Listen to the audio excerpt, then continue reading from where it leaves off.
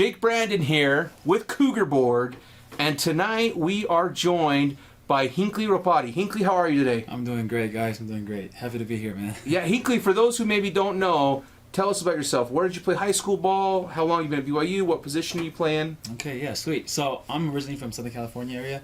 I grew up in the Long Beach, Compton area, and I originally went to Gar High School in Cerritos for my freshman, sophomore year, and then transferred over for my junior, senior at Downey High School. And that's where my family moved for my junior year.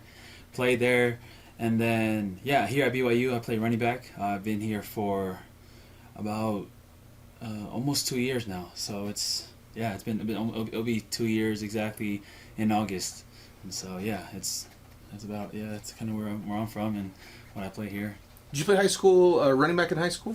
Yeah, so actually in high school I played more slot. Oh, okay. More slot receiver than running back. At that time we had a really good running back, and they just kind of threw me in where they needed it. You know what I mean? In some plays I'll switch over to running back, and we had a Wildcat package, and I played QB for a little bit. You know, so it was pretty fun. High school was definitely fun. I was able to play like everyone that's here, played basically all over the offense and defense, and yeah, it was definitely fun. But when I got back from my mission, that's when I played running back, solely just running back, and that was when I went to JUCO, junior college. Yeah.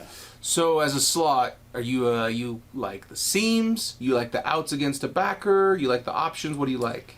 I love the one-on-ones with the backer. You know, obviously, because especially in high school, you know, there's definitely a speed advantage. Yeah. You know what I mean? So quick out or quick slant, you know, take it and just kind of have fun with the ball in your hand. But at the same time, you gotta love the long balls, you know, going down the seam, going for a fade. Yeah. And so those are also really fun as well. So that's cool, man. Yeah. So you talk about your mission. Where did you serve? So I served in Quezon City, Philippines mission. Oh, very nice. I spoke Tagalog. Yeah. Very cool. Yeah. Very cool. Have you been able to use your Tagalog much? Actually, yeah. I mean, when I first got home, I had a job that I was working at while I was at junior college. It was a night shift, and I was doing it was like a online security, cybersecurity kind of, and it was awesome. I mean, everybody that was there that I was working with in the night shift were a lot of they're either Poly or they were the Filipino. So it was pretty cool. They call me Spy because I'm Samoan, so I spoke Samoan. Then I also spoke Tagalog. So they call me Spy because of that. But I've been definitely able to use it a lot, and then I'm also minoring in that right now. So that's awesome. It's been good. Yeah. That's great. So tell us about your path to BYU. When did you get an offer? How many other schools kind of look at you in the JUCO situation? Or yeah, I mean, originally before I left on my mission, I only had at that time, you know, Division II schools. Actually, I was probably like an inch and a half shorter. So you know, went on my mission, and I just remember my dad before I left on my mission. He just told me, "Hey, just go serve on your mission, and when you come home, everything will work out. You know, and just go serve the Lord and forget about everything out here and." When you come back, opportunities will be there. And so, you know, I went out there with that reason. Obviously, that's not the reason why I stayed out there. You know, you fall in love with the work and the people and things like that. And then, yeah, I came back home, went to junior college. I decided to go to junior college. I was originally committed to Dixie State. Oh, okay. Yeah, but then decided to go to junior college. Felt like, you know, I can definitely play in the Division I level.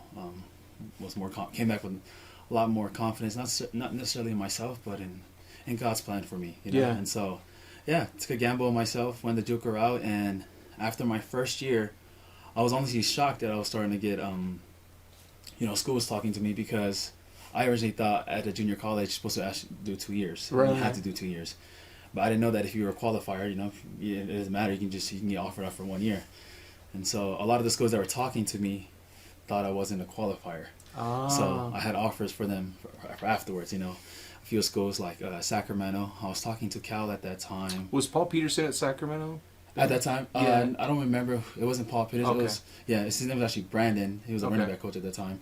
And so, yeah, I was talking to him and a few other, you know, Idaho State, a few other schools were looking at me. But they all had in mind that, okay, this kid has 1 more year. Yeah. And it wasn't until BYU offered and they said, you know, can we get him here now? And can we see if he's a qualifier? And that's when I really started to notice. And they came actually before my freshman year to check out our other running back, Carl Odom. Okay. Yeah, who's a great player, man. And he's actually at Utah right now. And so, yeah, he came check him out, and they saw me at practice. And then, you know, Coach A-Rod came out there and told me, we'll keep an eye on you. Happened to have a great season. And then, yeah, afterwards, I think it was right in I would say like April. It was actually April, a little late April when I got the call and they told me, offered me if I can come now. And that's when everything just kind of started. I was starting to look at other schools, but, I think I knew then and there that this is the place for me to be at. So, yeah. That's awesome, man. So I heard, and we kind of talked about this before, but I heard that you were making some noise and you were getting a lot of respect from the defensive guys for your game before your injury. Talk to us about that, about your injury and what that was like. How, break it down. How did you get injured, and how did you kind of deal with the recovery?